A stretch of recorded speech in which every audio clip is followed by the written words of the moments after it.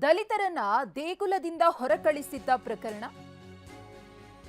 ದಲಿತ ನವ ದಂಪತಿಯಿಂದ ಇವತ್ತು ದೇಗುಲ ಪ್ರವೇಶವಾಗಿದೆ.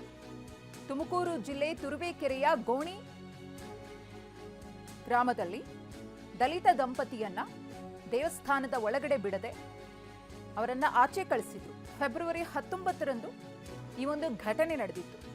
ದೇವರು ಬಂದಂತೆ ನಾರಾಯಣಪ್ಪ ಎಂಬ ವ್ಯಕ್ತಿ ನಾಟಕವಾಡಿದ್ದ. ಇವತ್ತು ಅದೇ ದೇಗುಲದ ಒಳಗಡೆ ಈ ದಲಿತ ದಂಪತಿಗೆ ಎಂಟ್ರಿ ಸಿಕ್ಕಿದೆ, ಪ್ರವೇಶ ಸಿಕ್ಕಿದೆ. ಖುದ್ದು ತಹಶೀಲ್ದಾರ್ ಅವರೇ ನಿಂತುಕೊಂಡು ಈ ದಂಪತಿಗೆ ಎಂಟ್ರಿ ಕೊಡಿಸಿದ್ದಾರೆ. ಅರಸಮ್ಮ ದೇವಿ ದೇಗುಲದ ಒಳಗೆ ತಹಶೀಲ್ದಾರ್ ಕರೆದೊಯ್ದಿದ್ದಾರೆ. ಸವರ್ಣೀಯರು ದಲಿತರ ನಡುವಿನ ಸಂಘರ್ಷಕ್ಕೆ ಈ ಮೂಲಕ ಬ್ರೇಕ್ ಹಾಕಿದಂತಾಗಿದೆ.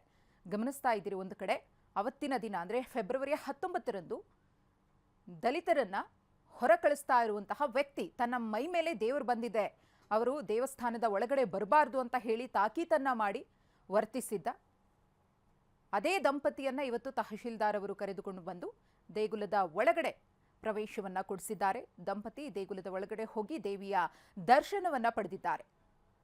ಈಗಿನ ಕಾಲದಲ್ಲೂ ಕೂಡ ಜಾತಿ ಧರ್ಮ ಅಂತ ಹೇಳಿಕೊಂಡು ದಲಿತ ಅಥವಾ ಸವರ್ಣೀಯರು ಅಂತ ಹೇಳಿಕೊಂಡು ಯಾವ ರೀತಿಯಾಗಿ ಭೇದ ಭಾವ ನಡೀತಾ ಇದೆ ಒಂದಷ್ಟು ಭಾಗದಲ್ಲಿ ಅನ್ನೋದನ್ನ ಗಮನಿಸ್ತಾ ಇದ್ದೀವಿ. ಬಂಧಿತ ಆರೋಪಿ ನಾರಾಯಣಪ್ಪನಿಗೆ ನ್ಯಾಯಾಂಗ ಬಂಧನವನ್ನ ವಿಧಿಸಲಾಗಿದೆ. ಎಸ್ಸಿ ಎಸ್ಟಿ ದೌರ್ಜನ್ಯ ಕಾಯ್ದೆಯ ಅಡಿ ಕೇಸ್ ಕೂಡ ದಾಖಲಾಗಿತ್ತು ನಾರಾಯಣಪ್ಪ ವಿರುದ್ಧ. ನಾಗರಿಕ ಹಕ್ಕು ಜಾರಿ ನಿರ್ದೇಶನಾಲಯಕ್ಕೆ ಇದೀಗ ಈ ಪ್ರಕರಣ ವರ್ಗಾವಣೆಯಾಗಿದೆ. ಗಮನಿಸ್ತಾ ಇದ್ರಿ, ದಂಪತಿಯಿಂದ ಇವತ್ತು ದೇಗುಲ ಪ್ರವೇಶ ಆದಂತಹ ಕ್ಷಣ ದೇಗುಲದ ಒಳಗಡೆ ಬಂದು ದೇವಿಯ ದರ್ಶನವನ್ನ ಪಡೆದುಕೊಂಡಿದ್ದಾರೆ. ಇದೆಲ್ಲವೂ ಕೂಡ ತಹಶೀಲ್ದಾರ್ ಅವರ ಸಮ್ಮುಖದಲ್ಲೇ ನಡೆದಿದೆ. ಗೋಣಿ ತುಮಕೂರು ಗ್ರಾಮದಲ್ಲಿ ಆಯೋಜಿಸಿದ್ದ ಶಾಂತಿ ಸಭೆ ಯಶಸ್ವಿಯಾಗಿದೆ. ಜಾತಿಯ ವಿಷಬೀಜ ಬಿಡಿ, ಬಸವಣ್ಣನವರ ತತ್ವವನ್ನು ಪಾಲಿಸುವಂತೆ ಸಲಹೆಯನ್ನ ಗ್ರಾಮಸ್ಥರಿಗೆ ತಹಶೀಲ್ದಾರ್ ಅವರು ಕೊಟ್ಟಿದ್ದಾರೆ.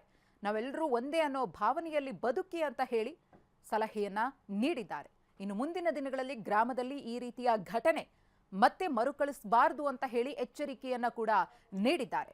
ಈ ರೀತಿಯ ಘಟನೆಗಳು ಆಗಿದ್ದೇ ಆದರೆ ಕಠಿಣ ಕ್ರಮವನ್ನು ತೆಗೆದುಕೊಳ್ಳಬೇಕಾದಂತಹ ಅನಿವಾರ್ಯತೆ ಇದೆ ಎಂದಿದ್ದಾರೆ.